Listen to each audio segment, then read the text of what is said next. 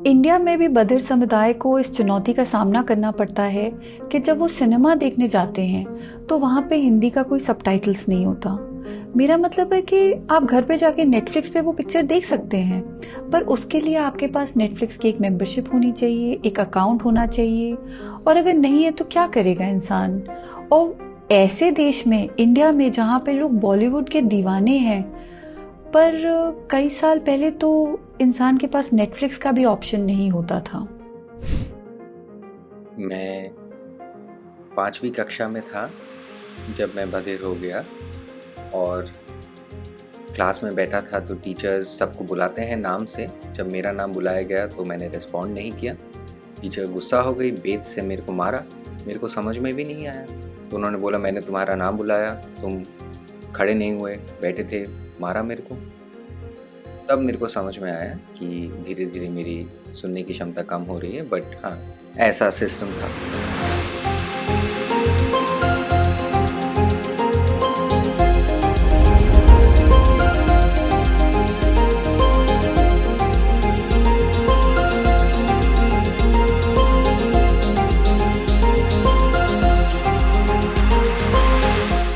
आज हमारे साथ एक बहुत ही विशेष गेस्ट हैं जो एक लीडर और दूरदर्शी हैं।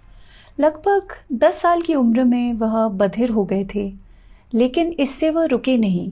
वास्तव में इसने उन्हें आगे बढ़ने की प्रेरणा दी। उन्होंने महान उपलब्धियां हासिल की और बधिरों के लिए किए गए अपने असीम कार्य से विश्व को प्रेरित किया है।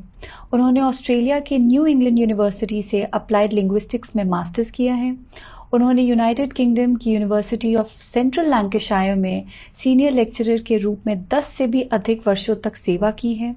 वह Indian sign language teachers association और Indian sign language interpreters association के फाउंडिंग मेंबर भी हैं। वह अखिल भारतीय बधिर महासंघ के उपाध्यक्ष रह चुके हैं। उन्होंने कई साहित्य कार्यों में इम्पोर्टेंट भूमिका निभाई है। वह उड़ीसा में बधिरों के लिए हैप्पी हैंड स्कूल के निदेशक और संस्थापक भी हैं और उड़ीसा में द्विभाषी स्कूल के निदेशक और संस्थापक भी हैं। मतलब सूची बहुत ही लंबी है। मुझे बहुत गर्व के साथ डॉक्टर शिवाजी पांडा का स्वागत करते हुए खुशी हो रही है। नमस्ते सर, हैप्पी एलियन लाइफ में आपका स्वागत है। चलिए शुरू से शुरू करते हैं। आप कहाँ पैदा हुए थे? मैं पश्चिम उड़ीसा के एक छोटे से गांव में पैदा हुआ। वहाँ पे हमारे घरों में बिजली, टॉयलेट, रास्ते भी नहीं थे। मेरे को याद है, बहुत अलग ज़िंदगी थी। लेकिन मेरी जो स्ट्रेंथ है, मेरा जो इम्यून सिस्टम है, बहुत बढ़िया है। और मैं ये सब कर पाया, जूझ पाया, क्योंकि मैं उस छोटे से गांव में पैदा हुआ। और आप किसके साथ पले बड़े?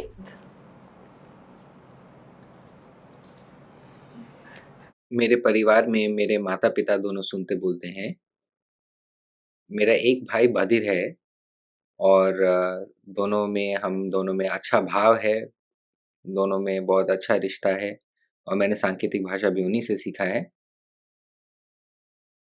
मेरे गांव में कोई सांकेतिक भाषा नहीं जानता था, सब लोग सुनते बोलते थे और बातचीत में दिक्कत होती थी, लोग मेरे को चिढ़ाते थे। काफ़ी पहले टाइम की बात है, लोगों में इतना अवेयरनेस नहीं था। लेकिन उन सब चीज़ों को मैंने इग्नोर किया और अपने आप को इतना बुरा नहीं महसूस किया मैंने। मैं स्पोर्ट्स वगैरह में भाग लेता था, गेम्स में भाग लेता था। फुल 100% नहीं कहूँगा, लेकिन मैंने कोशिश हमेशा करी। एजुकेशन में भी थोड़ा मैं कहूँगा कि मैं पीछे रहता था, लेकिन वो मैंने एक्सेप्ट किया। सब लोगों को मैं ये नहीं कहूँगा, ब्लेम नहीं करूँगा, सबको बुरा नहीं कहूँगा, लेकिन मैंने अच्छा जूझना सीखा मैंने। आप गांव में जिस स्कूल में पढ़ने जाते थे, वहाँ आप अकेले बधिक बच्चे थे। तो जो टीचर्स वगैरह थे, वो आपको कैसे पढ़ाते थे? कैसे बातचीत करते थे? क्या ये मुश्किल था आपके लिए? हाँ, ये एक बड़ा सवाल है कि उस वक़्त मुझे खुद ये नहीं पता था कि सांकेतिक भाषा असली भाषा है। ये खुद नहीं जानता था। ये बस मैं और मेरे भाई साइन करते थे एक दूसरे में। द्विभाषीय होना चाहिए, टीचर को साइन लैंग्वेज आना चाहिए, इन सब चीज़ों के बारे में मैंने नहीं सोचा। मैंने सोचा था कि मैं नहीं सुन सकता, ये मेरी दिक्कत है। सुगम्यता और इन सब चीज़ों के बारे में नहीं सोचा था मैंने। मेरे को लगा कि हाँ, यही नॉर्मल है और मैंने कोई कंप्लेन भी नहीं किया, किसी को ब्लेम भी नहीं किया। खुद पढ़ता था, एक ट्यूटर होता था, मैंने सोचा यही नॉर्मल है और ये मेरा दिक्कत है कि मैं सुन नहीं सकता। वो तो काफ़ी बाद में जाके मैंने समझा कि हाँ, ये मैं अलग हूँ, लेकिन मेरा अनुभव इतना ख़राब नहीं था। मैंने मेहनत करी खुद, जो ज़रूरी है। क्या आप माता-पिता के साथ सांकेतिक भाषा या साइन लैंग्वेज का इस्तेमाल करते थे? कैसे बातचीत करते थे आप अपने माता-पिता के साथ? तो मेरे घर पे हम अलग तरीके से साइन करते थे, माता-पिता के साथ इशारों में, जैसे भाई के साथ तो सांकेतिक भाषा में हम हँसी-मज़ाक, लैंग्वेज के साथ काफ़ी गहरी बातें करते थे सांकेतिक भाषा में, लेकिन माता-पिता के साथ इशारों में, बहुत ही बेसिक चीज़ों के बारे में, खाना-पीना, स्कूल, सोना। लेकिन इतना फ़र्क नहीं पड़ा क्योंकि मैं और मेरा भाई हम दोनों बधिर थे, तो कभी अकेला महसूस नहीं किया मैंने।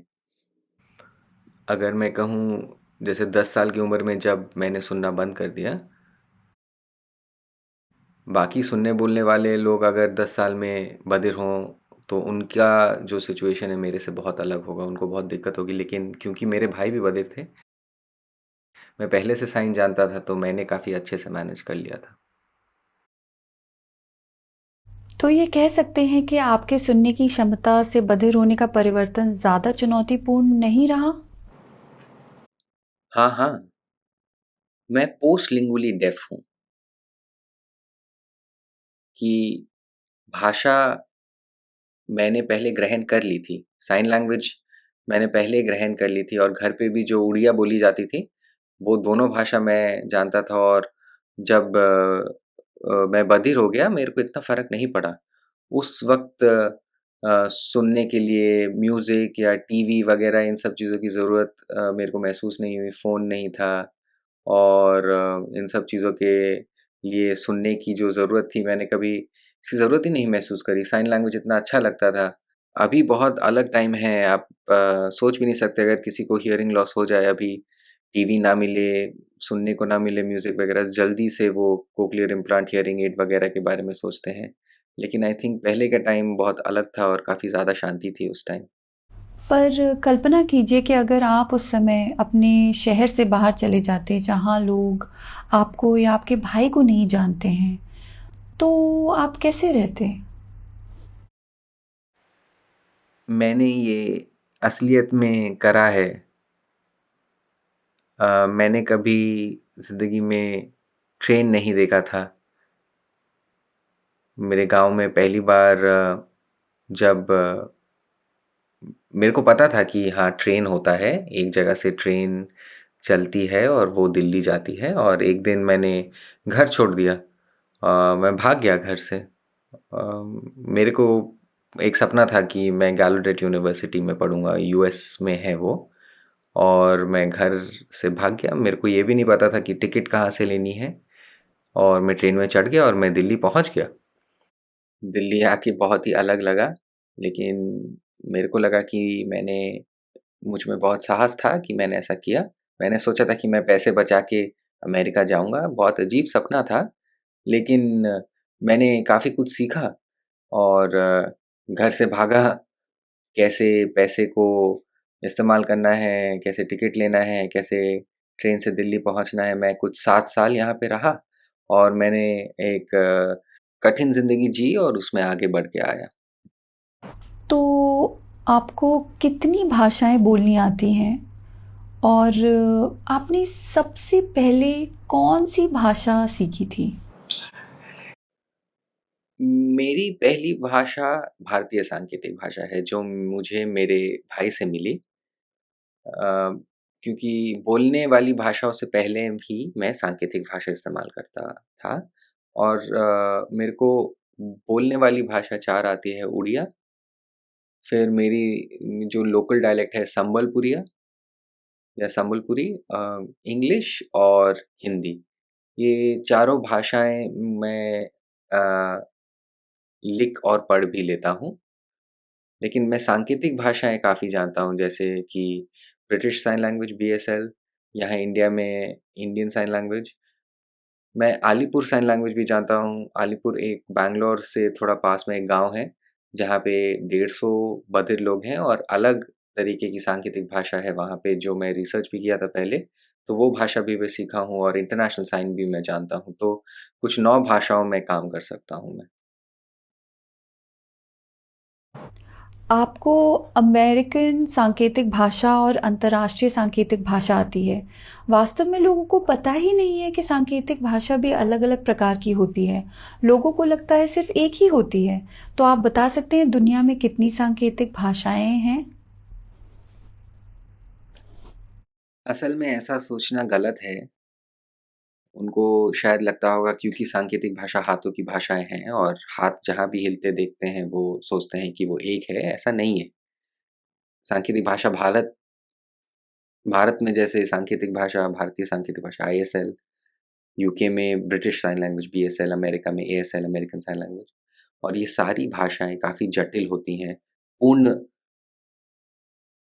स्वतंत्र भाषाएँ होती हैं।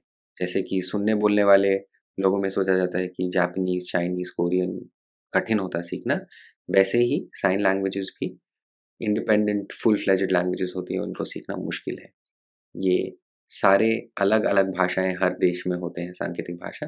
भारत और नेपाल के बधिर लोग हो सकता है थोड़ा आसानी से कम्युनिकेट कर पाएँ, क्योंकि संस्कृति सेम है, ज्योग्राफिकल थोड़ा-सा सिमिलैरिटी है, लेकिन नेपाली साइन लैंग्वेज और इंडियन साइन लैंग्वेज भी कंप्लीट लैंग्वेज है, अलग है। तो आप जिस स्कूल में गए थे गाँव में, वहाँ पे ज़्यादातर बच्चे वह थे जो सुन पाते थे और सिर्फ़ आप और आपके भाई एकमात्र थे जो बधिर थे। तो मैं जानना चाह रही हूँ कि जो टीचर्स थे वहाँ पे, वो आपको की कैसे मदद करते थे? आपको कैसे पढ़ाते थे? मैं इसलिए पूछ रही हूँ क्योंकि अगर आप स्कूल्स देखें जहाँ पे बच्चे जो सुन सकते हैं, पढ़ने जाते हैं, वहाँ पे टीचर ना आपसे प्रश्न पूछते हैं, उत्तर देते हैं। तो आपको उन्होंने कैसे पढ़ाया? कैसे बातचीत की? आपने उनसे कैसे बातचीत की? ये आप ज़रा अगर मुझे बताएँ। मुझे बोलते हुए काफ़ी खुशी हो रही है कि उस टाइम जब मैं बधिर हुआ, मैं 5वीं कक्षा में था और स्कूल में सारे टीचर्स सोचते थे कि मैं झूठ बोलता हूँ, कि मैं बधिर हूँ। ऐसा होता था कि हम क्लासरूम में बैठे हैं और टीचर्स सबको नाम से बुलाती थी, तो मेरा नाम जब बुलाया गया तो मुझे सुनाई नहीं दिया, तो मैं नहीं खड़ा हुआ। टीचर गुस्सा हो गई, उन्होंने बेत निकाला, मेरे को मारा कंधे पे, और मेरे को समझ नहीं आया। उन्होंने बोला मैंने तुम्हारा नाम बुलाया, तुम खड़े नहीं हुए, बैठे हुए थे, मारा उन्होंने मुझे। तब मुझे समझ में आया मेरे को धीरे धीरे सुनने की क्षमता कम हो रही है। लेकिन हाँ, ऐसा सिस्टम था, मैं सुनने बोलने वालों के साथ पढ़ता था। मेरे जो भाई थे वो बधिर स्कूल जाते थे, लेकिन मैं गांव में सुनने बोलने वाले बच्चों के साथ पढ़ता था, पास में ही पैदल चले जाते थे, तो कठिन था, मुसीबत होती थी गेम्स में, क्लास में। तब पिताजी ने सोचा कि एक ट्यूटर लगा देते हैं जो घर पे आएंगे सुबह शाम 1-1 घंटा। और सच कहूँ तो मेरे को पढ़ाई में इतना इंटरेस्ट नहीं था, इतनी रुचि नहीं थी। स्कूल में मैं हमेशा 3rd क्लास पास स्टूडेंट था, 40% मिल जाते थे, और पढ़ाई मेरे लिए परसेंटेज इतना ज़रूरी नहीं था, तो मेरे को लगा कि मैंने मैनेज करा। एजुकेशन का मतलब परसेंटेज, मार्क्स नहीं था मेरे लिए, ज़रूरी नहीं था। मेरे को 40% मिलते थे, लेकिन मुझे ये विश्वास था कि मेरे पास स्किल है, मेरा दिमाग ठीक है और मैं काम चला लूँगा। और पहले के बारे में सोचता हूँ तो हंसता हूँ, और उस टाइम हाँ, परसेंटेज मार्क्स वगैरह इतना फ़र्क नहीं पड़ता था, पास हो जाता था, ये काफ़ी था मेरे लिए। ये बहुत बढ़िया है कि आपको अपने परिवार से बहुत समर्थन मिला, भाई से भी मिला। पर अधिकतर बधिर लोगों को इतना समर्थन मिलता है क्या? ऐसे कई उदाहरण हैं जहाँ पे माँ-बाप ने एक बधिर व्यक्ति के ऐसे स्कूल में जाने से आपत्ति जताई है जहाँ अधिकतर सुनने वाले बच्चे पढ़ते हैं। आपको क्या लगता है हम इसे कैसे बदल सकते हैं? मामला ये है कि लोगों के पास अभी सही जानकारी नहीं है। अगर माता-पिता को बधिर बच्चा होता है, वो कहीं से सुनते हैं कि हियरिंग एड लगाना चाहिए और उसको बुलवाना चाहिए। डेफनेस कुछ नहीं होता। काफ़ी गलत बातें, अफ़वाहें हैं। अ, पेरेंट्स को ये सीखना चाहिए कि एक बधिर बच्चे को सही तरीके से कैसे बड़ा करना है, ये नहीं हो रहा है। शहरों के बारे में भूल जाइए, गाँव में सोचिए, माता-पिता को कुछ नहीं पता होता है। वो सोचते हैं उनका बच्चा हुआ है बधिर, उनकी बुरी किस्मत है। शहरों में भी अगर माता-पिता पढ़े-लिखे हैं लेकिन वो रिसर्च नहीं करेंगे, वो सीधा डॉक्टर के पास जाएँगे और डॉक्टर्स की बातें मान लेते हैं। उन बधिर बच्चों के जो विकल्प है, बधिर जो रोल मॉडल्स हैं, इतने सारे बधिर लोग हैं जो सक्सेसफुल हैं, उनसे नहीं मिलने देते हैं। फैमिली अगर कंट्रोल करे बच्चे को और सोचे कि वो उनकी तरह ही बने, उनके हियरिंग लोगों के स्कूल में पढ़े और उनको कंट्रोल करते रहे, हैंड होल्डिंग, इंडिपेंडेंट ना होने दे, तो इससे बहुत हानि पहुंचती है, बच्चों को बहुत लॉस होता है इससे। पेरेंट्स अगर और अवेयर हो और नॉलेजेबल हो, हमारे मेडिकल प्रोफेशनल्स अगर और ओपन हो, साइन लैंग्वेज के प्रति इतना हॉस्टाइल ना हो, घर पे बधिर बच्चों को ना बांधे रखें, स्पोकन लैंग्वेज फोर्स करें, स्पीच थेरेपी फोर्स करें, कंट्रोल ना करें, सुगम्यता के बारे में बात करें। बहुत सारे बधिर लोगों की ज़िंदगी ऐसे ही ख़राब हो रही है, पढ़ाई नहीं हो रही है, उनकी नॉलेज, उनकी कम्युनिकेशन स्किल्स, सोशल लाइफ की पूरी ज़िंदगी इसी चीज़ की वजह से ख़राब हो रही है। क्या हियरिंग एड कॉक्लियर इम्प्लांट से अलग है?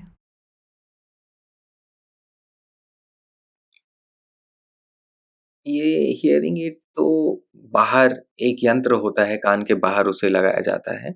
कोई सर्जरी नहीं होती, ऑपरेशन नहीं होता, लेकिन कोक्लियर इम्प्लांट एक बहुत ही पेचीदा ऑपरेशन होता है जिसमें जिसमें कान के पीछे काट के ड्रिल करते हैं और एक इम्प्लांट अंदर लगा के फिर सील करते हैं। बाहर भी एक डिवाइस लगाते हैं मैग्नेट जैसा। शरीर में काफ़ी वायरिंग, टेक्नोलॉजी अंदर लगा के अलग चीज़ है कोक्लियर इम्प्लांट। आपके राय में कॉक्लियर इम्प्लांट कितना सफल है? कोक्लियर इम्प्लांट सफल है या असफल है, ये मेरे को नहीं पता है और इसमें मेरे को ज़्यादा रुचि भी नहीं है। ये एक मेडिकल मुद्दा है और ये बधिरता को हटाने की और उसको सुधारने की जो प्रथा है, ये मेरे को इसमें कोई रुचि नहीं है, अच्छा भी नहीं लगता है। मुझे मुझे लगता है कि मैं इन सब चीज़ों के बगैर भी जी सकता हूँ। Cochlear implant, hearing aid, battery, wire, मेरे हाथ हैं जिसमें मेरी भाषा है। लेकिन मैं देखता हूँ कि कोक्लियर इम्प्लांटेशन की जो ये प्रथा है, जो ये प्रैक्टिस है, बधिर कम समुदाय इसे एक तरीके से घिन करती है, हमें अच्छा नहीं लगता है। लेकिन एक ये एक मेडिकल प्रैक्टिस है, ये एक बिज़नेस है और सक्सेस भी है कुछ, उसका प्रूफ़ है, तो उसको आर्ग्यू या चैलेंज करने का कोई मतलब नहीं बनता है। लेकिन मैंने ये भी देखा है कि कुछ बच्चों को, बधिर बच्चों को कोक्लियर इम्प्लांटेशन के बाद साइड इफ़ेक्ट हुआ है। फिज़िकल इम्पैक्ट हुआ है, आँख टेढ़ी हो गई है, कन्फ्यूजन रहता है, मेंटल या कॉग्निटिव इम्पैक्ट रहा है, तो पॉज़िटिव भी है, नेगेटिव भी है, लेकिन मेरे को इसमें ज़्यादा रुचि नहीं है। मैं सांकेतिक भाषा पे फ़ोकस करना चाहता हूँ, नेचुरल लैंग्वेज पे, उसको प्रोत्साहित करना चाहूँगा। मेडिकल मुद्दे को मैं क्या ही कहूँ, मेरे को इसमें कोई ज़्यादा इंटरेस्ट नहीं है। जैसे कि सुनने वाला व्यक्ति बहुत सी चीज़ों को हल्के में ले लेता है, जैसे कि सुबह उठना अलार्म लगा के, जैसे कि फ़ोन कॉल उठाना और बस फ़ोन पे बात करना। आप कैसे करते हैं? एक बधिर व्यक्ति को दिन प्रतिदिन किन चुनौतियों का सामना करना पड़ता है, कोई आइडिया ही नहीं है। क्या आप बता सकते हैं कि एक बधिर व्यक्ति का जीवन कैसा होता है, यूके में भी और भारत में भी?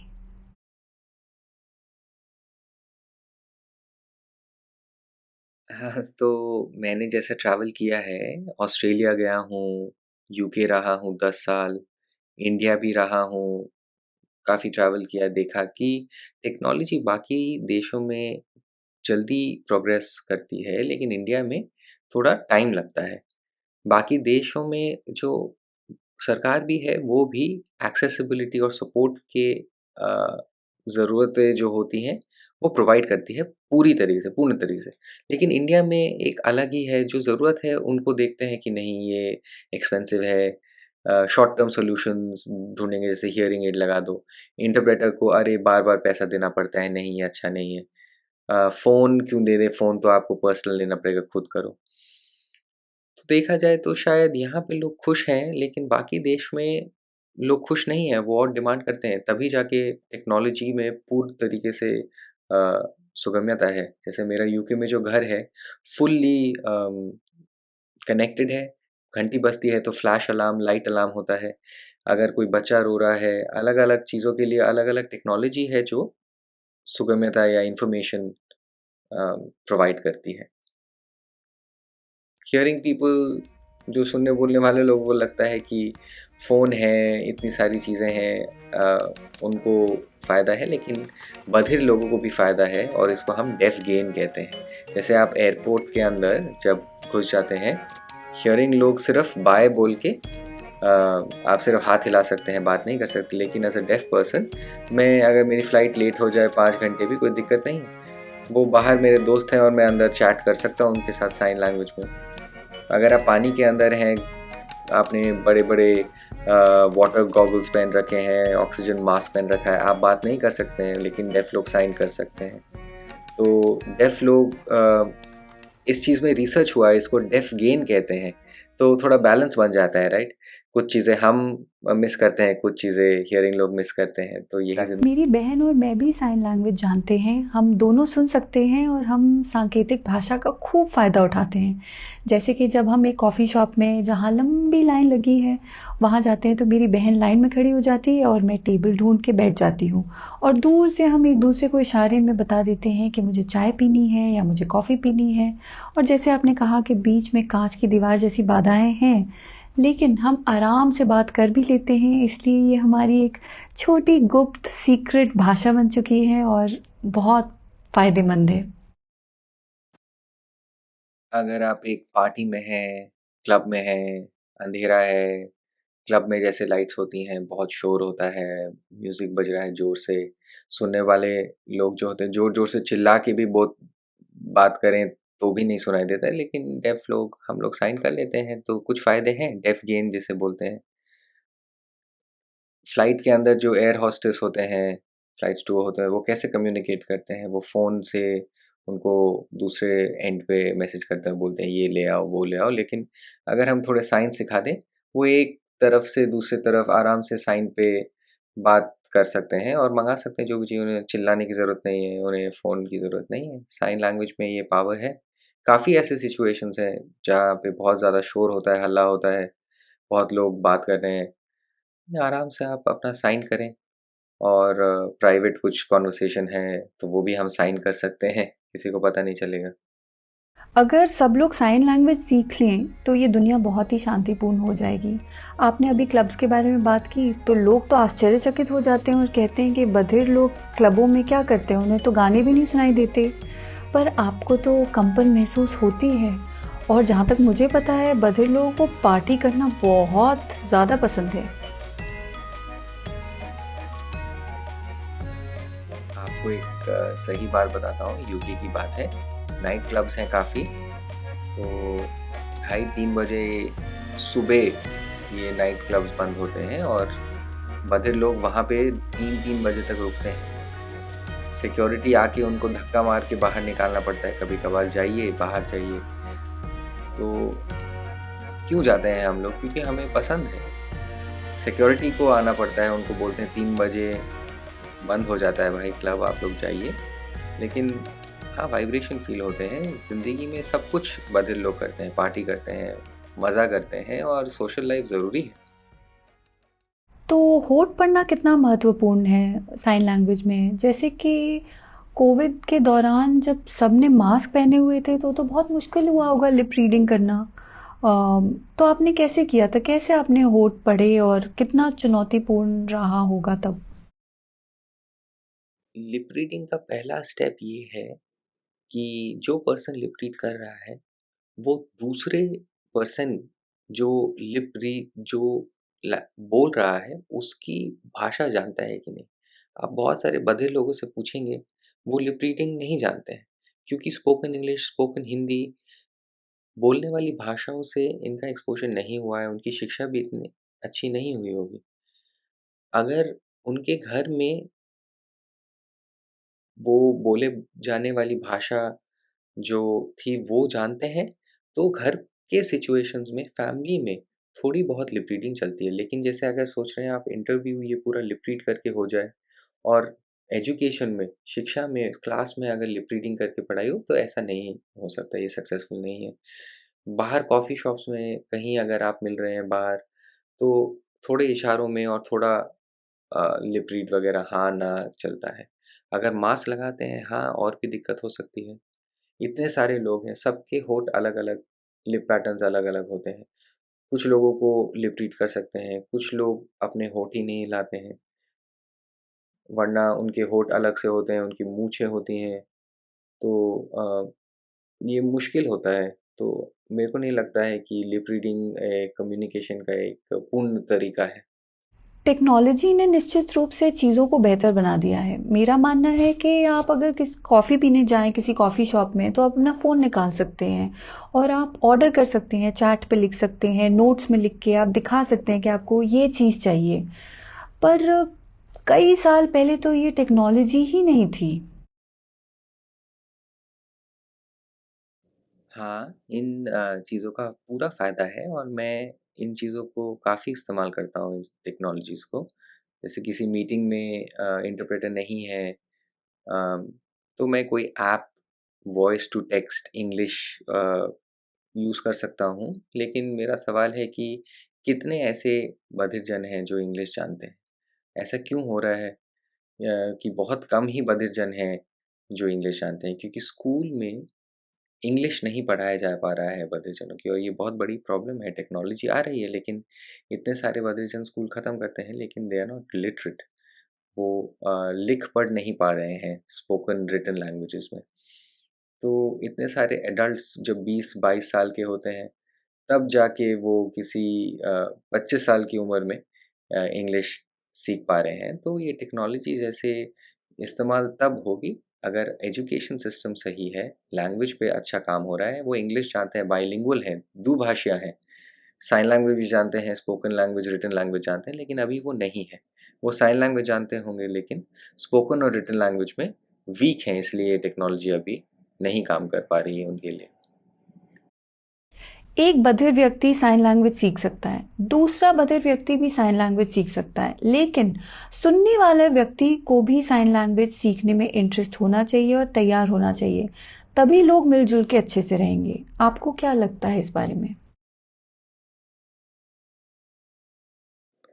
अभी जैसे ये शब्द है इंक्लूसिव एजुकेशन, सुगम्य शिक्षा या सर्व शिक्षा, ये सब जगह यही अब कोशिश की जा रही है कि बधिर बच्चे बाकी विकलांग बच्चों के साथ पढ़ें। लेकिन ये सही में क्या सुगम्य है बधिर बच्चों को? अगर एक बधिर बच्चा आ रहा है, क्या सारे टीचर्स, सब लोग सांकेतिक भाषा जानते हैं, इस्तेमाल कर रहे हैं? लेकिन ऐसा तो नहीं हो रहा है। सुनने वाले बच्चे साइन लैंग्वेज नहीं जानते हैं। अभी 3-4 साल पहले मैंने न्यूज़पेपर में देखा था कि सीबीएसई ने अम, ऐसा अनाउंस किया था कि वो ISL as a language subject introduce करने वाले हैं। काफ़ी इंटरेस्टिंग है, फाइनलाइज़ नहीं हुआ है, बट आई होप वहाँ पे कुछ काम हो रहा है। अभी आप ये देखिए, एनसीईआरटी ने रिसेंटली लॉन्च किया है, बहुत इंटरेस्टिंग है। एनआईओएस क्लास 10th आईएसएल के स्टडी मटेरियल्स रेडी कर चुका है, क्लास 12th का भी बहुत जल्दी रेडी हो जाएगा। क्लास 5, क्लास 8 भी प्लानिंग में है। तो ये बहुत अच्छा टाइम है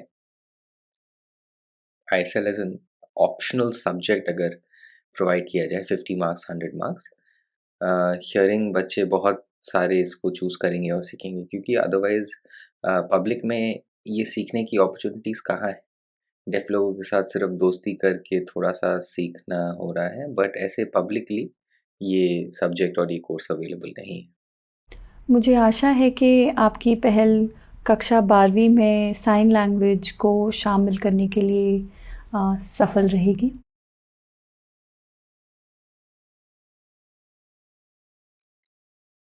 हाँ, काम चल रहा है उस पे।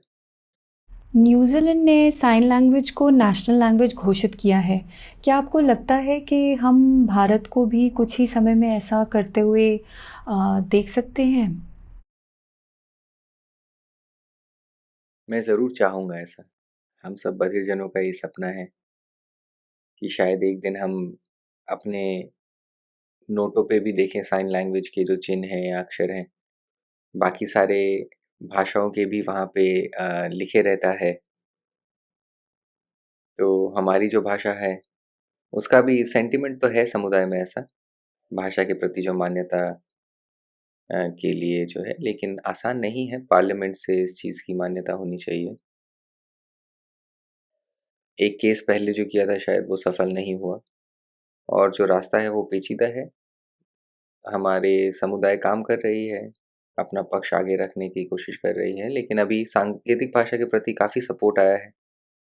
नेशनल एजुकेशन पॉलिसी में भी उसके प्रति काफ़ी लिखा गया है। काफ़ी ज़्यादा काम है, लेकिन शायद अभी काफ़ी पॉज़िटिव है मामला, और शायद थोड़े टाइम में ज़रूरत भी ना पड़े इतना लॉबी करने की, इतना पुश करने की, और ऑटोमैटिकली हो जाए। जैसे स्कॉटलैंड में बीएसएल बिल के प्रति अभी मूवमेंट चल रहा है। यूके में भी बीएसएल बिल के प्रति काम हो रहा है। जगह-जगह में काम हो रहा है, तो शायद सरकार ऐसे सिचुएशन में जो मूवमेंट बिल हो रहा है, और हमारी जो बधिर समुदाय में भी जो लॉबी है, वो भी काम करती रहनी चाहिए, तो हो जाना चाहिए। जैसे हमारे मित्र फिलिप ऑस्ट्रेलिया में अभी सिनेमाघरों में सबटाइटल शामिल करने के लिए पहल पर काम कर रहे हैं और मैं सही में आशा करती हूँ कि वो सक्सेसफुल हो जाएं। मुझे लगता है कि भारत में भी बधिर समुदाय को इस समस्या का सामना करना पड़ता है और ये प्रॉब्लम स्पेशली तब आती है जब वे सिनेमा देखने जाते हैं और वहाँ हिंदी में सबटाइटल्स नहीं होते। मेरा मतलब है कि आप घर जाके नेटफ्लिक्स पर भी वो पिक्चर देख सकते हैं, लेकिन आपको उसके लिए मेंबरशिप या अकाउंट होना चाहिए। और अगर नेटफ्लिक्स में मेंबरशिप नहीं है तो क्या होगा? थिएटर में फिल्म देखने जैसी सिंपल चीज़ कैसे देखेंगे? खासकर भारत जैसे देश में जहाँ बॉलीवुड के लिए इतने दीवाने हैं, लेकिन नेटफ्लिक्स का तो ऑप्शन कई साल पहले था भी नहीं। मुझे याद है कि मैं बचपन में डीडी न्यूज़ देखती थी और डीडी न्यूज़ पे एक इंटरप्रेटर हुआ करते थे। हाँ, लेकिन मैंने इसे एनडीटीवी या आज तक या अन्य कोई न्यूज़ चैनल्स में अभी तो देखा नहीं है। तो अम, क्या लगता है आपको कि हम कभी ये बदलाव देख पाएंगे?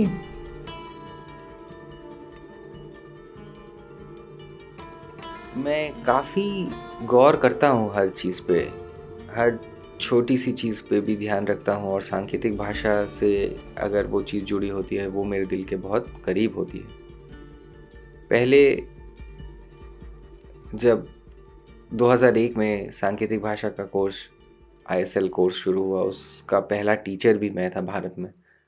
ये इंटरप्रेटर भी जो बैठे हैं, बाकी सारे साइन लैंग्वेज इंटरप्रेटर, बहुत सारे लोग उस कोर्स को देख के पढ़े हैं, लेकिन उस टाइम 2 डेफ लोग अगर बधिर लोग साथ में साइन करते हुए चलते थे, लोग ऐसे घूरते थे, मुँह फाड़-फाड़ के देखते थे। नेशनल इंस्टीट्यूट में भी एनआईएचएच जिसका नाम है, वहाँ पे भी जब कोर्स जब शुरू हुआ था, श्रवण का जो डिपार्टमेंट था, ऑडियोलॉजी स्पीच का जो डिपार्टमेंट था, उनका बोलबाला था, वो सोचते थे स्पीच बेहतर है, साइन लैंग्वेज लैंग्वेज नहीं है। हमें मना करते थे साइन लैंग्वेज यूज़ करने के लिए, लेकिन अभी ऑडियोलॉजी, स्पीच थेरेपिस्ट, ऑडियोलॉजिस्ट भी साइन लैंग्वेज सीख रहे हैं। पहले वो इसको मना करते थे, लेकिन अब वो उसको नॉर्मलाइज़ कर चुके हैं। वो सोचते हैं साइन लैंग्वेज एक लैंग्वेज है, उसको रेस्पेक्ट करते हैं, तो वो बहुत अच्छी बात है। रेलवे स्टेशंस वगैरह पे भी, अलग-अलग जगह पे भी अगर डेफ लोग खड़े होके बात कर रहे हैं साइन लैंग्वेज में, लोग अब इतना घूरते नहीं हैं, मुँह फाड़-फाड़ के नहीं देखते हैं। पहले-पहले गवर्नमेंट ऑफिशियल्स वगैरह से मिलते थे, बहुत टाइम लगता था, बहुत समझाना पड़ता, वो समझते नहीं थे, लेकिन अब ऐसा नहीं है। सरकार के ऑफिशियल्स, एडमिनिस्ट्रेशन इज़ अवेयर, उनको पता है कि साइन लैंग्वेज है, बधिर जन है, ये ज़रूरी है। तो वक्त बचता है, इतना एक्सप्लेन, इतना कन्विंस नहीं करना पड़ता। तो नेचुरली ये चीज़, अगर साइन लैंग्वेज में कोर्स है, डेफ टीचर्स हैं, इंटरप्रेटर्स हैं, सरकार को इतना एक्सप्लेन नहीं करना पड़ेगा हमें, और जल्दी जल्दी काम होगा, और ये अच्छी बात है। तो आई थिंक आगे चलते अच्छा होने वाला है। ऑस्ट्रेलिया में भी देखिए इतना जल्दी जल्दी चेंज आ रहा है। डेफ लोग अगर अच्छा पढ़ेंगे, सफल होंगे, और सीईओ बने, जनरल मैनेजर बने, अच्छे अच्छे पोजीशंस में रहें, और वो हर चीज़ को ध्यान रखें, गौर करें चीज़ों पे, और सरकार को बताएं, एक्सप्रेस करें, और चेंज हो। तो अब धीरे धीरे हम देख रहे हैं ये हो रहा है, इंडिया में भी धीरे धीरे हो रहा है, और सून मेरे को लगता है जल्द ही काफ़ी सारे चेंजेस होने वाले हैं। आप इंग्लैंड में पढ़ाते थे और आप वहाँ वेल सेटल्ड थे। आप बहुत अच्छे पैसे कमा रहे थे, सुरक्षित थे, एक घर था और आप पाउंड्स में भी कमा रहे थे। और आप सब कुछ छोड़कर वापस आ गए। आप जानते हैं कि बहुत से लोगों का सपना होता है कि वे विदेश जाएं और पाउंड्स और डॉलर्स में कमाएं, पर आपके पास सब कुछ होते हुए भी आप सब कुछ छोड़ आए। हमें प्लीज़ बताइए कि आपको किसने प्रेरणा दी और आपके मन में क्या चल रहा था जब आपने ये डिसीजन लिया कि आप इंडिया वापस आ जाएंगे। Thank you. तो ये शुरू हुआ जब मैं एक ज्योतिष के पास गया था। उस ज्योतिष ने मेरे को देख के कहा, आप तो एनजीओ में जन्म हुए हो। तो मैंने कहा, नहीं, बिल्कुल नहीं, मैं तो दुनिया घूमा हूँ, फ्लाइट से इधर उधर जाता हूँ, एनजीओ से नहीं हूँ मैं। उन्होंने कहा, नहीं नहीं, आप एनजीओ से ही हो, जहाँ पे लोग सेवा करने जाते हैं ना, आप वहीं पे पैदा हुए हो। तो मैंने कहा, नहीं नहीं, लेकिन 4 साल बाद मैं सोच रहा था कि हाँ, बात सही है, कि मैं यूनिवर्सिटी में बैठ के कंप्यूटर पे काम नहीं करना था मेरे को। मैं काफ़ी सोचता था कि भारत में और यूके में जो लाइफ है, मैं यूके में इधर-उधर जा रहा था फ्लाइट से, काम नहीं करना था, अच्छा पैसा था, लेकिन भारत में बहुत ज़्यादा काम होता है, लेकिन मैं सच में क्या करना चाहता था? सबसे पहले था कि इको लाइफ, मैं थोड़ी जीवन में और पर्यावरण और नेचुरल लाइफ जीना चाहता था।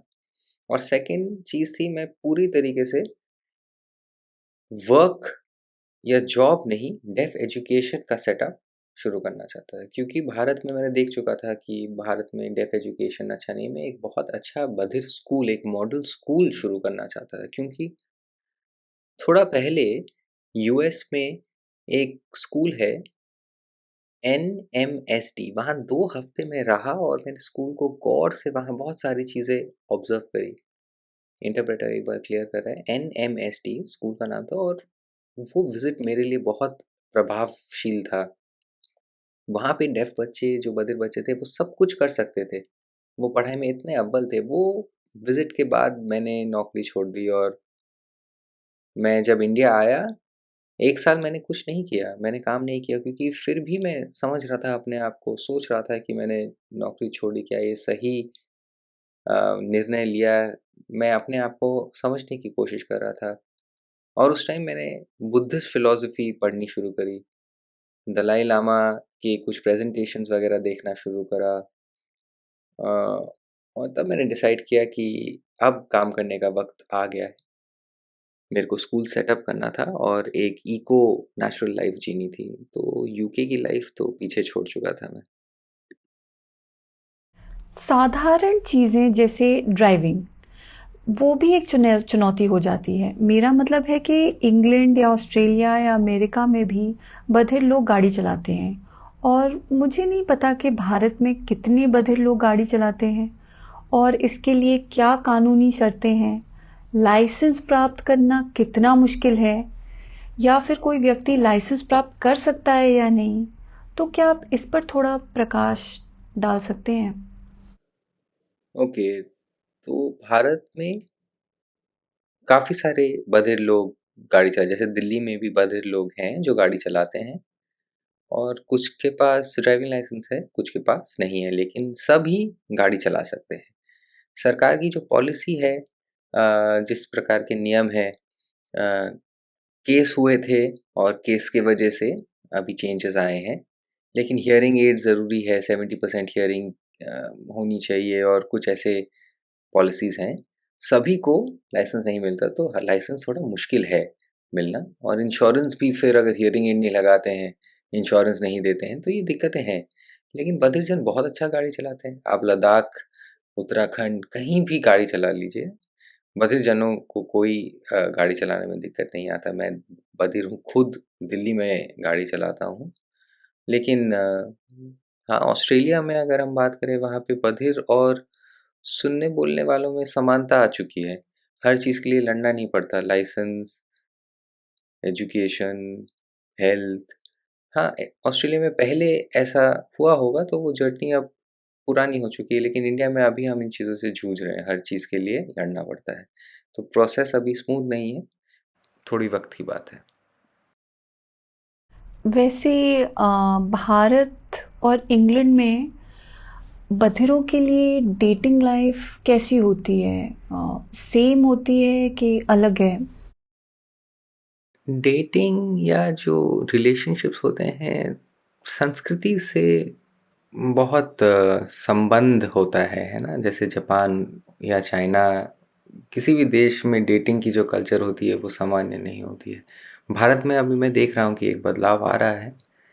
पहले जो परिवार होता था वो निर्णय लेता था, वो कंट्रोल करता था, लेकिन बाहर देश में ऐसा नहीं है। वो खुद डिसाइड करते हैं, खुद निर्णय लेते हैं। लेकिन भारत में ऐसा होता था, बधिरजन के पास नौकरी नहीं होती थी, छुप-छुप के मिलते थे। पहले 1-2 साल, 3 साल बताते नहीं थे। कास्ट अ, की बातें, या जो इंडिया में रिलीजन अलग-अलग होते हैं। तो मैं जैसे लोगों से मिला हूँ, जिन लोगों से मेरा जान-पहचान हुआ है, हिंदू लोग या मुस्लिम लोग कैसे मिलते हैं, बधिर अगर हो तो।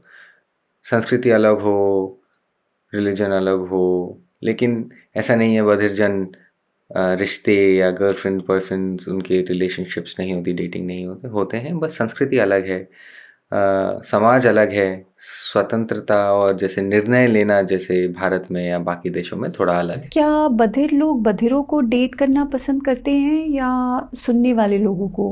या ऐसा कोई प्रेफ़रेंस नहीं है? या फिर बधिर लोगों को सुनने वाले लोगों से कोई भेदभाव का सामना करना पड़ता है क्या? इंडिया में या ब्रिटेन में? रिश्ता किसी भी तरीके का हो, अगर गर्लफ्रेंड बॉयफ्रेंड हो, शादीशुदा हो, एंगेज्ड हो, सबसे ज़रूरी है कि संस्कृति को समझ पाए ना, एक दूसरे को समझ पाना। सुनने बोलने वाले लोग एक दूसरे को क्यों पसंद करते हैं? क्योंकि एक भाषा है उनके पास सामान्य, जिसमें वो एक दूसरे को समझ सकते हैं। लेकिन बात सुनने बोलने की नहीं है, बात भाषा की। एक हिंदी स्पीकर जो हिंदी भाषा बोलता है, वो अचानक से एक जापानीज़ बोलने वाले के साथ रिश्ता कैसे बनाएगा? तो ऐसा नहीं है। अगर एक श्रवण व्यक्ति सांकेतिक भाषा सीखते हैं, बधिर लोगों की संस्कृति को समझते हैं, एक दूसरे को समझते हैं, तो हो सकता है रिश्ता हो, गर्लफ्रेंड बॉयफ्रेंड हो। और बात बधिर होने की या श्रवण होने की नहीं है। क्या वो पर्सन, वो व्यक्ति सांकेतिक भाषा समझ सकते हैं, एक दूसरे को समझ सकते हैं? अभी बहुत जगह इंडिया में भी, यूके में भी है जहाँ पे श्रवण और बधिर जन कपल हैं। हाँ, लेकिन फर्स्ट चॉइस हो सकता है कि बधिर जन एक दूसरे के साथ, दोनों बधिर हों और वो रहना चाहें, लेकिन बधिर जन और श्रवण जन भी साथ हो सकते हैं। ज़रूरी है भाषा एक दूसरे को समझ पाना। तो क्या आप शादीशुदा हैं? हाँ, मैं शादीशुदा हूँ। ओके। और क्या आपकी पत्नी भी बधिक हैं या सुन सकती हैं? मेरी पत्नी एक सुनने बोलने वाली व्यक्ति है। लेकिन वो बहुत अच्छा सांकेतिक भाषा इस्तेमाल करती है और 1, 2 नहीं 5 अलग-अलग सांकेतिक भाषाएँ जानती हैं वो।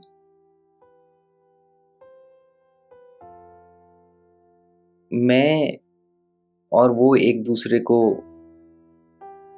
बधिर या श्रवण के रूप में नहीं देखते हैं। हम एक-दूसरे को एक व्यक्ति के तरीके से देखते हैं, एक-दूसरे को समझते हैं। वो पहले जर्मनी में प्रोफ़ेसर थी और हम नहीं देखते हैं कौन श्रवण है, कौन बधिर है। लेकिन मेरी बहुत अच्छी किस्मत है कि वो एक श्रवण व्यक्ति है, मेरे को समझती है, इतने अलग-अलग चीज़ों में मेरा सपोर्ट करती है, मैं उसको सपोर्ट करता हूँ, हम दोनों सांकेतिक भाषा पे रिसर्च कर रहे हैं। मैं डेफ़ एजुकेशन के बारे में इतना कुछ जानता हूँ, सांकेतिक भाषा के बारे में जानता हूँ, वो खुद बहुभाषी हैं, भाषा विद्वान हैं, लिंग्विस्ट है, एकेडमिक वर्क में एक-दूसरे को हम सपोर्ट करते हैं। तो हम बिल्कुल श्रवण या बधिरता के बारे में सोचते ही नहीं हैं।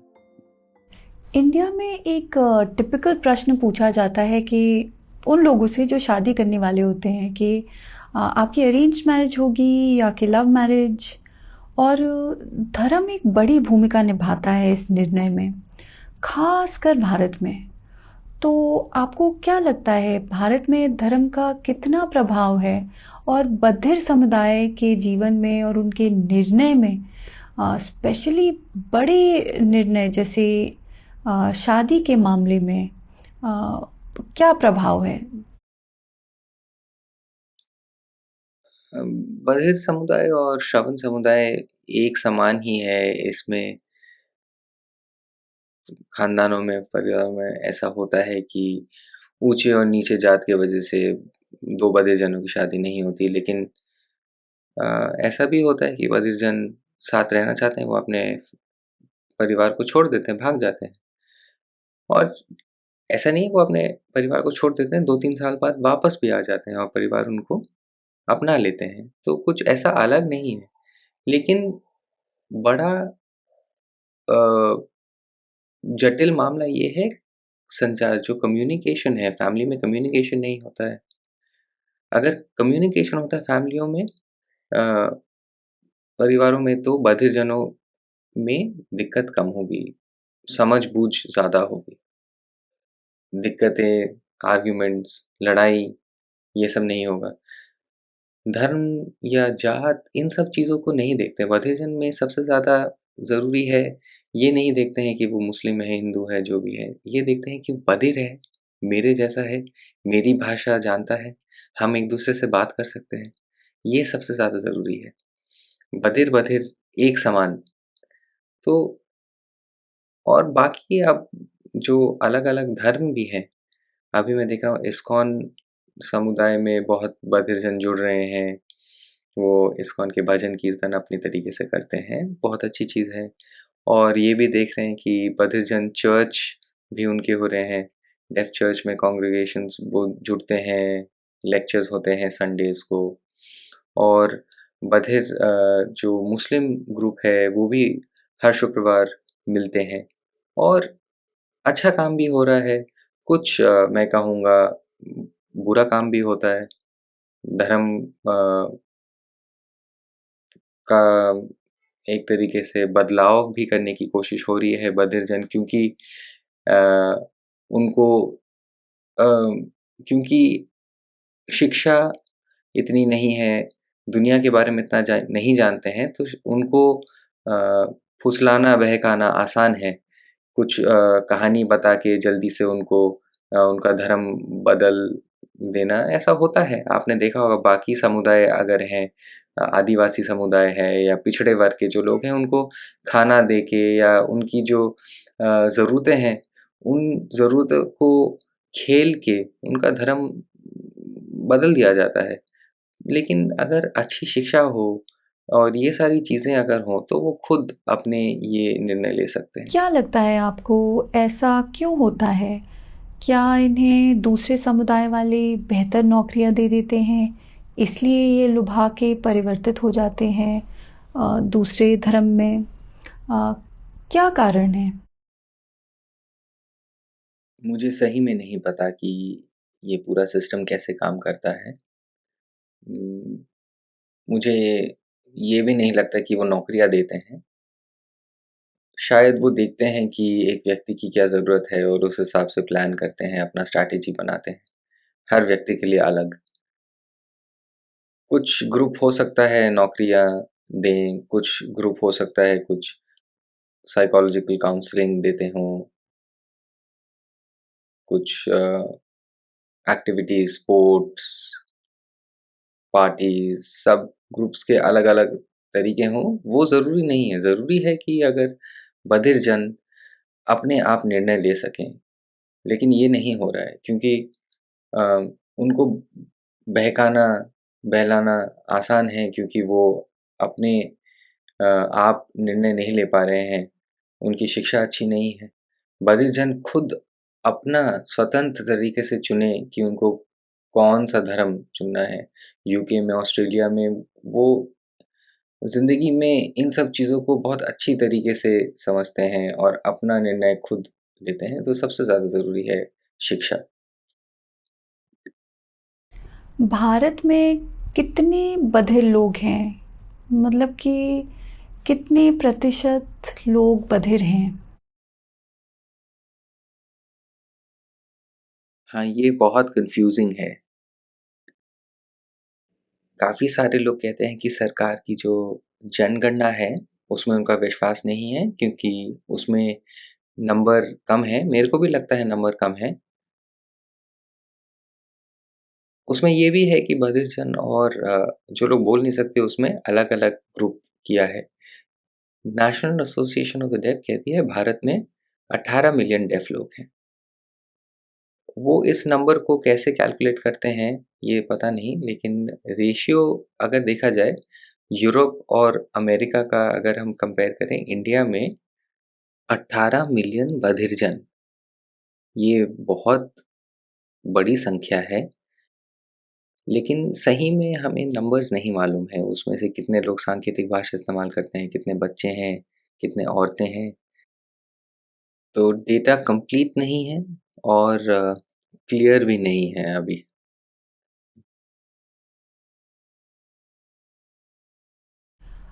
इंडिया में बधिर लोगों के लिए रोज़गार के लिए क्या अवस्थाएं हैं?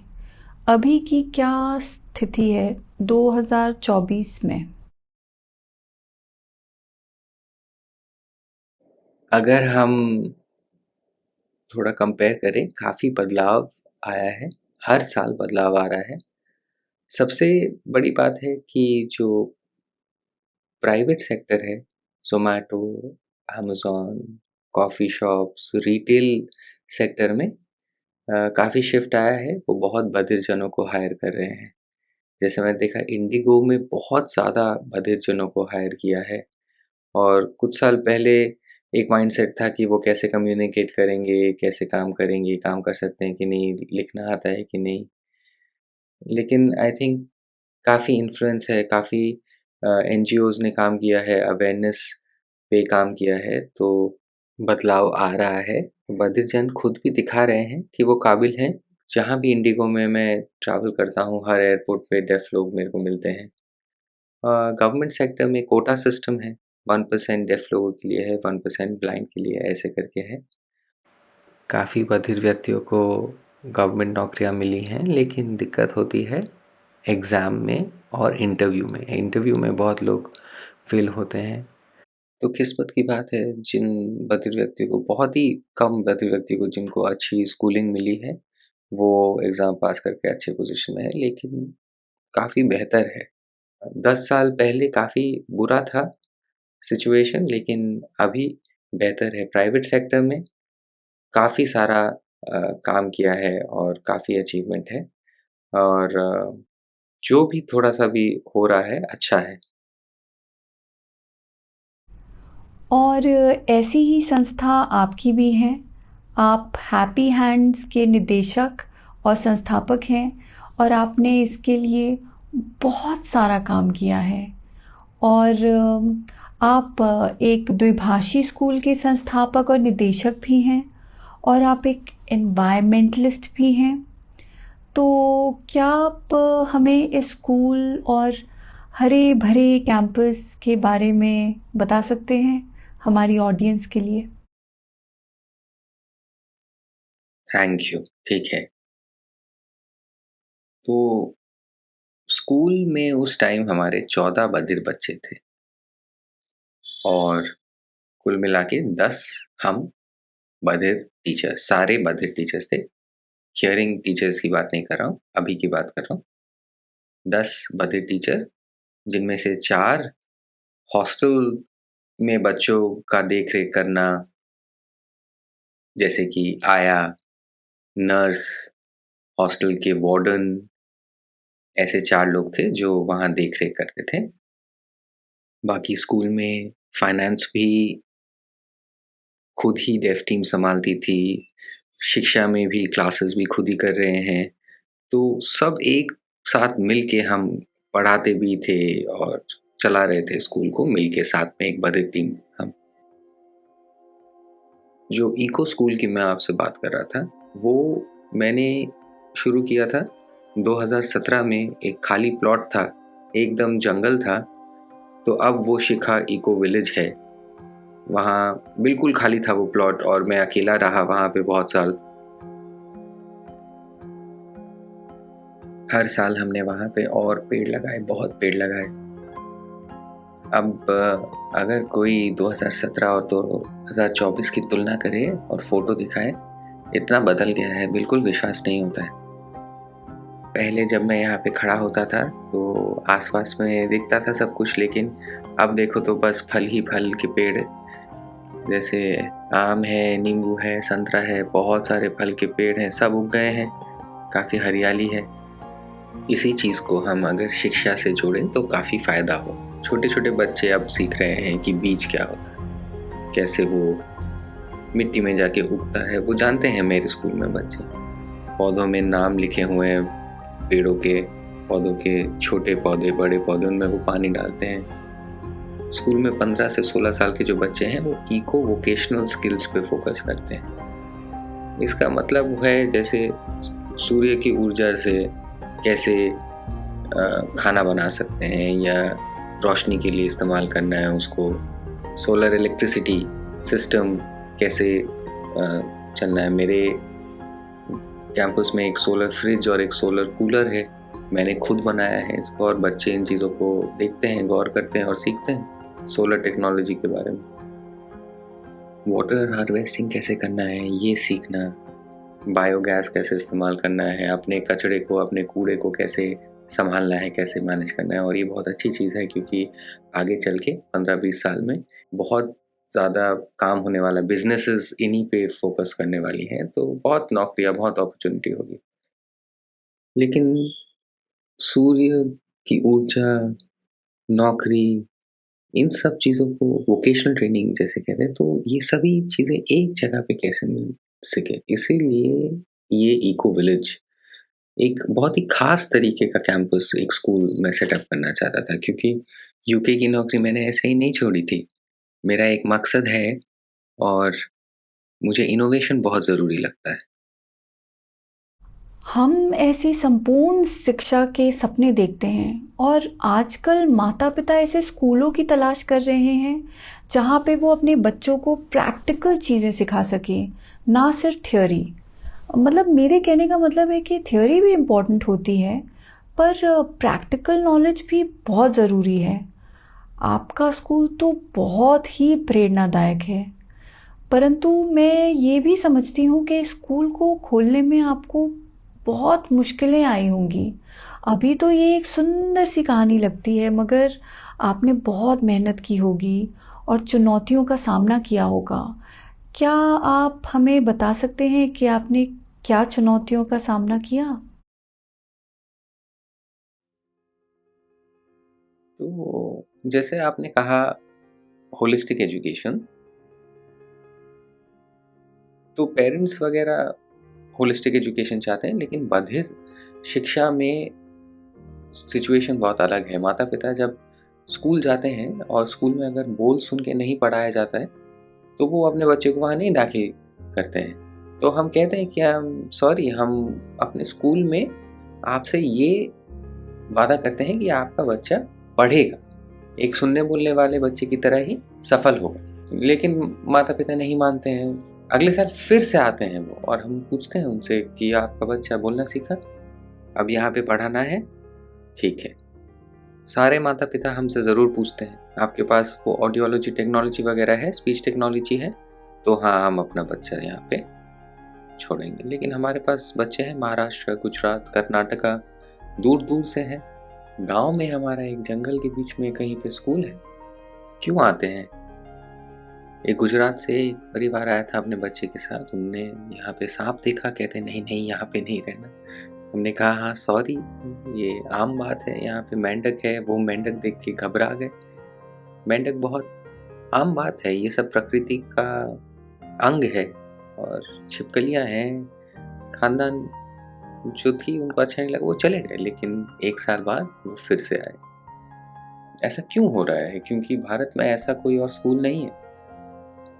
वो कोशिश कर चुके थे अलग-अलग जाके और ये बहुत दुःख की बात है। अहमदाबाद, दिल्ली जैसे शहर में भी ऐसा स्कूल नहीं मिलेगा आपको और उन्होंने सबूत देख लिया था। साँप हो, मेंढक हो, गाँव में जंगल में स्कूल हो, डर लगता हो, लेकिन उन्होंने देखा कि अच्छा है। अच्छा क्या है?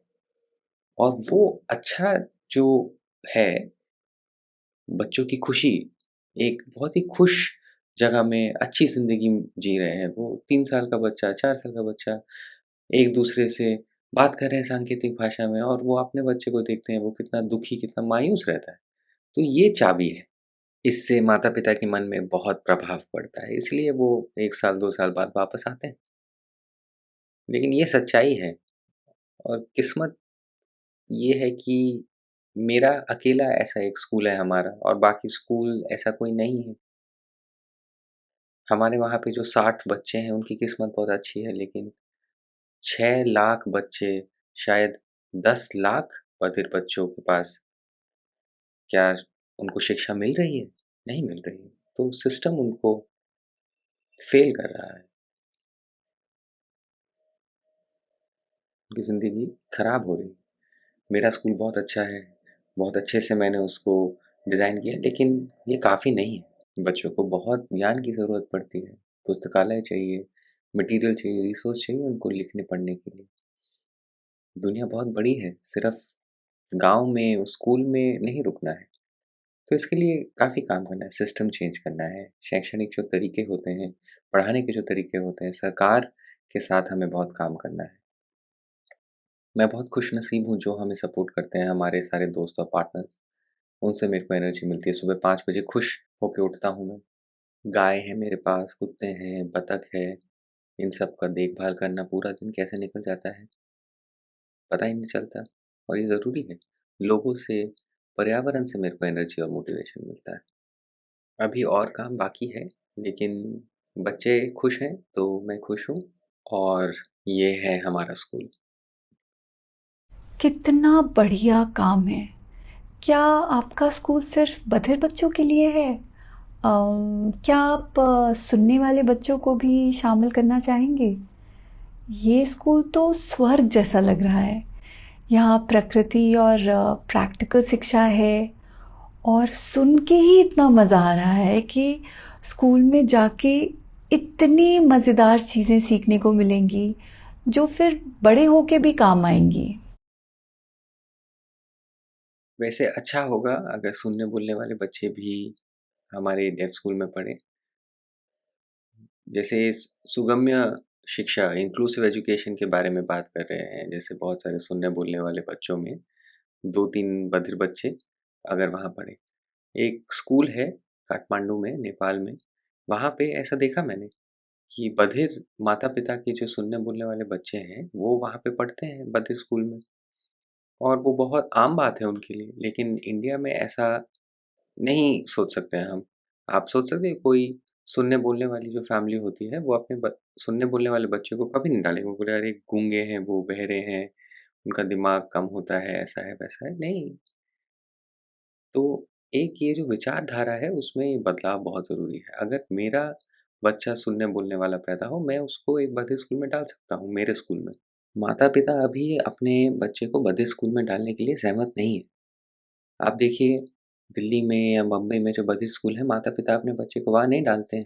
कि सब चाहते हैं एक एनवायरनमेंट सही मिले बच्चे को, संप्रेषण हो पूर्ण तरीके से, बच्चा सीखे, एक होलिस्टिक एनवायरनमेंट मिले, वहाँ पे अपने बच्चे को पेरेंट्स डालना चाहेंगे। एक आइडिया है। क्या आप अपने स्कूल में 2 महीनों का गर्मियों का शिविर रखना चाहेंगे? ताकि अलग-अलग जगहों से बच्चे आ सकें, जिससे वो भी अनुभव कर सकें, क्योंकि मैं ये मानती हूँ कि बदलाव आने में समय लगता है। कभी-कभी पीढ़ियाँ लग जाती हैं और लोग धीरे-धीरे बदलाव को अपनाते हैं। तो मेरा कहने का मतलब है कि 2 महीने की गर्मियों का शिविर वो बदलाव ला सकता है। आपको क्या लगता है? ये अच्छा आइडिया है। मैं कुछ प्लान कर रहा हूँ, बधिर बच्चों के लिए कैंप, बच्चे भी होंगे और उसमें एडल्ट्स भी होंगे, तो दोनों ग्रुप्स होंगे वहाँ पे। नवंबर में पहली बार एक ऐसा कैंप प्लान कर रहा हूँ मैं। कैंप और ऐसे काफ़ी सारी चीज़ें कर सकते हैं, लेकिन उसका मकसद होना चाहिए, जैसे होलिस्टिक एजुकेशन हो या कुछ नया सीखना हो, कुछ इनोवेशन हो, और इसमें सुनने बोलने वाले लोग भी आ सकते हैं, बिल्कुल। तो प्लान है, इसको कैसे डिसेमिनेट करना है, इसको देखते हैं। अच्छा अपॉर्च्युनिटी होगा ये। नवंबर में पहले कैंप देखते हैं कैसे चलता है, और फिर उसके बाद कुछ और भी कर सकते हैं। ये जो स्कूल आपने शुरू किया है, आपने इसे अपने आप शुरू किया या आपको कुछ बड़े संगठनों से फंडिंग मिली? या मतलब आपने ये कैसे शुरू किया? मैं सबसे पहले मेरी पत्नी उल्रिक का धन्यवाद देना चाहूँगा, क्योंकि वो मेरा बहुत सहयोग करती है। Holistic education, eco schooling, transdisciplinary education, cross curriculum, तो सीखने के अलग-अलग जो सिद्धांत होते हैं, इन विचारधाराओं से वो मेरे को सिखाती है, और बहुत ज़्यादा उनका सहयोग रहता है। हमारे जो अध्यापक होते हैं, उनको वो ट्रेन करती है। तो वो विशेषज्ञ हैं, विशेषज्ञ की ज़रूरत है। पैसे खुद आ जाते हैं, पैसे के ऊपर मैंने डिपेंड नहीं किया। अगर क्वालिटी है, अगर अच्छा काम कर रहे हैं, तो पैसा खुद हमें फ़ॉलो करेगा। तो काफ़ी टाइम से अभी भी प्रॉब्लम तो रहा है, हमारे पास फंड्स नहीं है इतने। एलटीआई माइंडट्री ने पिछले साल हमको गर्ल्स हॉस्टल की एक पूरी बड़ी बिल्डिंग का एक फंडिंग दिया है। कुछ और लोग भी जैसे हमारा काम देखते हैं, तो उन्होंने जैसे हमारे सारे अध्यापकों के लिए पूरा 1 साल की सैलरी डोनेट करी। तो ऐसा ये चैलेंज रहा है, फंड्स, लेकिन पैसे आ जाएँगे, मेरे को भरोसा है कि काम अच्छा होना चाहिए। कोई भी जैसे विज़िटर आते हैं, वो काम को अगर देखें और वहाँ पे रहना चाहते हैं और काम को सपोर्ट करना चाहते हैं, ऐसा मॉडल मैं दिखाना चाहता हूँ। मेरे को पैसे के लिए भीख माँगना अच्छा नहीं लगता। क्या आपको लगता है कि आपके काम के बारे में कोई गलतफ़हमियाँ हैं? हाँ, मुझे लगता है, हाँ, ऐसा है। 2 सप्ताह पहले बैंगलोर से एक ग्रुप आया था। मैं अपना आम जैसे दिनचर्या होता है, वैसे मेरा दिन चल रहा था। बाहर के लोग आते-जाते हैं, मेरे को मालूम नहीं होता है। लेकिन बाद में एक ब्लॉग पढ़ा मैंने और उसके बारे में पता चला कि हाँ, वो अम, यहाँ पे जब आते हैं, तो उनको सबसे पहले लगता है कि ये जो स्कूल है, प्रकृति गाँव में जंगल के बीच में है, और सब दूसरी बात है कि सब बच्चे वहाँ पे साइन लैंग्वेज सांकेतिक भाषा इस्तेमाल करते हैं, तो उनको शायद खुद लगता होगा कि वो उस सिचुएशन में विकलांग महसूस करते हैं, कि वो बात नहीं कर पा रहे हैं। छोटे से छोटे वहाँ पे बच्चे, बड़े लोग सब वहाँ पे सांकेतिक भाषा इस्तेमाल करते हैं। ऐसा कहीं और उन्होंने नहीं देखा होगा कि उनको कम्युनिकेशन करने में बैरियर हो रहा है। तो जैसे नेचुरल एनवायरनमेंट में, गाँव में ऐसा एक अनोखा सेटअप काफ़ी लोगों को इम्प्रेस किया है और पॉजिटिव फीडबैक मिला है काफ़ी मेरे को इधर-उधर से। तो हमें आप अपने स्कूल के बच्चों की कुछ प्रेरणादायक कहानियाँ बताइए ज़रा। ठीक है, तो हमारे स्कूल का जो साइन नेम है वो ऐसे है, Happy Hands School for the Deaf. 2 sign हैं, पहले हम ऐसे हैप्पी दिखाते हैं या स्माइल और hands, smile hands, happy hands. तो ये हमारे स्कूल का साइन नेम है और हमारे स्कूल में जो बच्चे हैं, शिक्षा का मतलब क्या होता है, हमारे अंदर जो हुनर है, जो टैलेंट है, उन चीज़ों को हम डेवलप कर पाएँ। स्पोर्ट्स हो, कोई पढ़ना चाहता है, रीडिंग अच्छा लगता है, हर चीज़ में उनको मौका मिलना चाहिए। हमारे स्कूल में बच्चे हर साल अवार्ड्स, प्राइज़ेस जीतते हैं, जैसे कि Indian sign Language Research and Training Centre, जो गवर्नमेंट ऑफ इंडिया का दिल्ली में एक इंस्टीट्यूट है, वो हर साल भारतीय सांकेतिक भाषा का कॉम्पिटिशन करते हैं। 2 साल पहले भी हमारे स्कूल के छात्रों ने अवार्ड जीते थे, लेकिन पिछले साल जूनियर कैटेगरी में जो बच्चे हैं, उन्होंने 9 अवार्ड्स जीते। तीनों कैटेगरी में फर्स्ट, सेकंड, थर्ड, तो मतलब 5 अवार्ड्स कुछ हमारे स्कूल से बच्चों को मिले और ये पूरे देश से यहाँ पे बधे बच्चे कॉम्पिटिशन में भाग लेते हैं। तो ये बहुत अच्छी बात है कि हमारे स्कूल से 5 अवार्ड्स मिले। इसका मतलब भारतीय सांकेतिक भाषा का हुनर है उनमें, बहुत अच्छा साइन लैंग्वेज स्किल है। और एक संस्था है क्विज एबल, बैंगलोर की एक संस्था है, भारत में जगह-जगह पे उनका प्रोजेक्ट चलता है। हर साल क्विज एबल्ड करके एक प्रोजेक्ट है, वो एलटीआई माइंड ट्री ने ही उनको फंड किया है। और उड़ीसा में जो कंपटीशन होता है, 2 साल पहले जैसे हुआ था, हमारे स्कूल सेकंड आई थी और इस बार वो फर्स्ट आए हैं। और मैं हमारे स्कूल में जो बच्चे जैसे क्लास 6 के बच्चे थे, काफ़ी छोटे, बाकी स्कूल में कंपटीशन में जो बच्चे थे वो बड़े थे, कुछ 18-20 साल के बच्चे भी थे। हमारे स्कूल फर्स्ट आया उस कंपटीशन में और उसके बाद जो नेशनल लेवल बैंगलोर में कंपटीशन था, वहाँ पे भी गए। और जैसे डेफ स्पोर्ट्स इवेंट्स होते हैं भारत में हर 4-5 साल में, national level, all India level games होते हैं। 600 मीटर्स रेस में गोल्ड मेडल मिला, हाई जंप में सिल्वर मेडल मिला। तो ये बहुत अच्छी बात है, मेडल्स जीत रहे हैं। पहले मेरे को लगा था कि अच्छी बात है, जाओ सीखो, लेकिन जब वो मेडल लेके आ रहे हैं, इसका मतलब उनमें हुनर है। अब मुझे थोड़ा और ध्यान देना है जिन बच्चों पे जो पढ़ना-लिखना, पढ़ाई करना चाहते हैं और एक बड़ा लाइब्रेरी सेटअप करना है मेरे को। एक लाइब्रेरी होना चाहिए स्कूल में, स्पोर्ट्स को भी सपोर्ट करना चाहिए। स्पोर्ट्स बहुत मशहूर है, लेकिन बच्चों में पढ़ने-लिखने से भी बहुत विकास आता है, तो एक लाइब्रेरी होना चाहिए बहुत जल्दी। एजुकेशन और स्पोर्ट्स मेडल भी आने चाहिए, लेकिन पढ़ाई भी होनी चाहिए, बैलेंस होना चाहिए।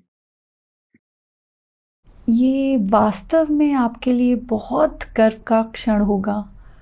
आप वैसे अपने दोनों स्कूल और संगठन को लगभग 10 साल में कहाँ देखते हैं?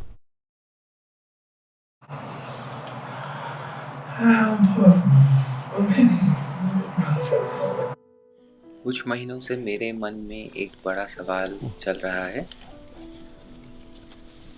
मैं सोचता ज़्यादा हूँ, मैं पहले सोचता हूँ, योजना फिर बनती है। तो आपने जैसे पूछा आगे चल के कैसा होगा मेरा स्कूल 10 साल में, तो मेरे बच्चे भी मेरे से ये पूछ रहे हैं। मैंने जैसे उन्हें कहा कि 7वीं कक्षा के बाद आप बाहर चले जाओ किसी दूसरे स्कूल में, हमारे पास यहाँ पे क्लास नहीं है और ऊपर। लेकिन वो कहते हैं नहीं, हमें नहीं जाना है। क्यों? क्योंकि उनके लिए वो सही एनवायरनमेंट नहीं है।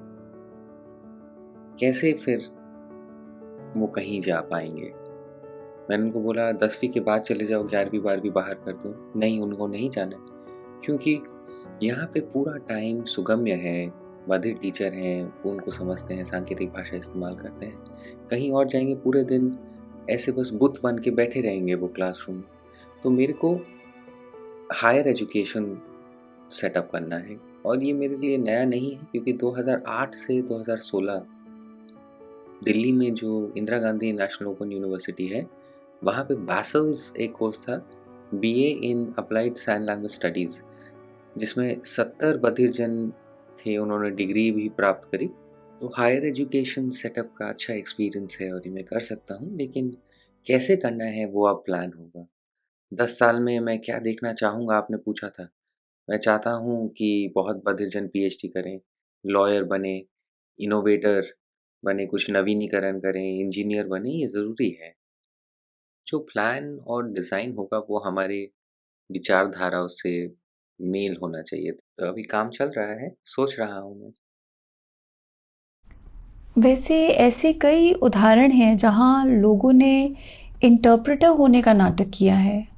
जैसे कि एक बार ऐसा हुआ था कि एक आदमी इंटरप्रेट कर रहा था, मेरे ख्याल से अमेरिका या अफ्रीका में, और बाद में पता चला कि वो पूरी तरह से नकली था। क्या आपने अ, क्या क्या आपने इस बारे में सुना है? हाँ, ये खबर थोड़ी पुरानी है, लेकिन अभी भी होता है दुनिया में जगह-जगह पे, और शायद भारत में भी हो किसी दिन। हो सकता है, ये भारत है, भारत में काफ़ी जादू है, और मेरे को आश्चर्य नहीं होगा अगर ऐसा हो तो।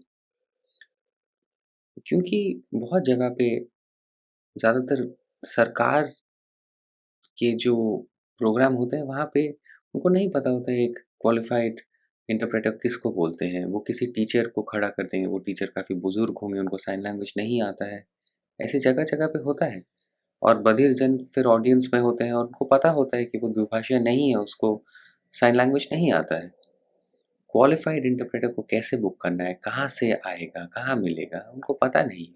कभी-कभार ऐसा भी होता है कि कम योग्य के दुभाषी हो, उनको लगता है कि बड़ा मौका है, चलो आज गवर्नर आया है, उनके साइड में खड़ा होके थोड़ी देर हाथ हिला देंगे, साइन कर देंगे गलत। लेकिन सही गलत इस चीज़ को कंट्रोल करना बड़ा मुश्किल है। जानकारी होनी चाहिए लोगों के पास कि एक काबिल दुभाषा किसे कहते हैं, कैसे बुक कर सकते हैं, ये सब ज़रूरी है।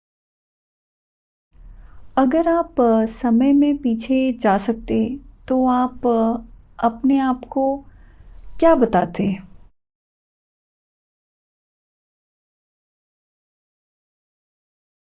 ठीक है, तो शिवाजी बड़ा वाला छोटे को समझा रहा है या छोटा वाला बड़े वाले को समझा रहा है?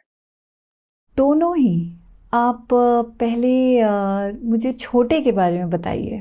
तो जो बड़ा शिवाजी है, वो छोटे शिवाजी को बोलेगा कि अपना फ़ोन बंद कर दो, फ़ोन इस्तेमाल करना बंद कर दो। सोशल मीडिया मत इस्तेमाल करो, कभी मत इस्तेमाल करना, ये बोलूँगा मैं। शायद छोटा शिवाजी भी बड़े शिवाजी को यही कहेगा कि प्लीज़, पिछले वक़्त में, पुराने ज़माने में जैसा है वैसा होना चाहिए। आप बहुत वक़्त ख़राब करने वाले हो सोशल मीडिया पे, फ़ोन पे। फ़ोन और सोशल मीडिया से बहुत बेहतर चीज़ें बना सकते हैं। सबको लगता है इन सब चीज़ों से काम अच्छा होता है, लेकिन मेरे को तो लगता है उल्टा होता है। तो शायद वो छोटा शिवाजी बड़े शिवाजी को काम करने का कोई अलग नया तरीका बताता।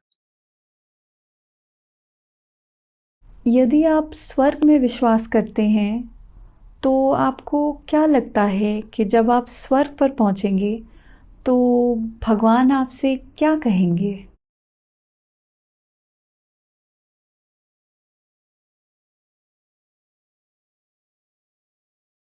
मुझे लगता है, मुझे पता है कि मैं निर्दोष नहीं हूँ, मैं एक परफ़ेक्ट पर्सन नहीं हूँ। मेरी जो गलतियाँ हैं, मेरी जो भूल है, चूक है, मुझे पता है मैं सही करता हूँ, सही काम कर रहा हूँ, लेकिन मेरी जो गलतियाँ हैं उसका जो लिस्ट है, सब कहते हैं ऊपर है, ऊपर मिलेगा।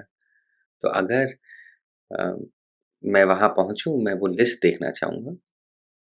मैं हमेशा लोगों को कहता हूँ, कुछ करने से पहले सोचो कि ऊपर भगवान क्या पूछेंगे तुमसे? क्यों ऐसा क्यों किया तुमने? जब तुमको कोई थप्पड़ मारेगा तब तुमको समझ में आएगा। कुछ भी गलत करने से पहले पूछो कि भगवान अगर तुम्हें पूछे, क्या तुम सही जवाब दे पाओगे? तो इससे अच्छा है गलत मत करो। मुझे हमेशा से ही मालूम है कि हमारी भूल-चूक ऊपर लिखे जा रहे हैं, तो मैं अब वहाँ पहुँचूँगा तो देखना चाहूँगा कि आगे अब और क्या देखना है। और इसी के साथ ये एपिसोड यहीं समाप्त होता है। धन्यवाद सर, यहाँ आने के लिए और हमें शिक्षित करने के लिए, हमारे दर्शकों को ऐसी इंस्पायरिंग अपने जीवन और काम की कहानियाँ सुनाने के लिए। मैं आपकी आभारी हूँ। आपको भी धन्यवाद, आपकी पूरी टीम को भी। मैं खुश होऊँगा अगर मैं कुछ लोगों को प्रेरित कर सका, कुछ लोगों को मेरा अगर काम अच्छा लगा। ये मेरे लिए बहुत ज़रूरी है। धन्यवाद आप सभी को। नमस्कार। Thank you for watching Happy Hours with Happy Alien.